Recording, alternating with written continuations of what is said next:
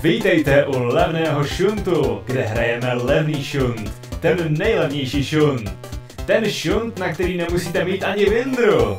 Ano, je to tak, naše dva drahé exempláře se opět rozhodli udělat něco takového a tentokrát si zahrát freewareové hry na Steamu na jednom z hlavních smetišť Valve.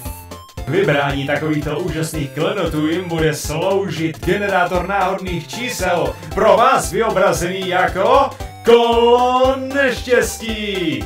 Tímto způsobem budou vybrány 3 hry, které budou následně recenzovány a každý ze subjektů sdělí, která z těchto her byla podle něho nejlepší a která by si zasloužila schořet v plamenech pekelných.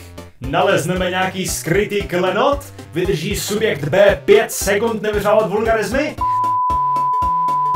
Začne se Valve starat o to, co jim přistane na Steamu? To vše a mnohem míň na levném šuntu! Víš, budeme čeho, předpoklad stíhne konec celá epizoda.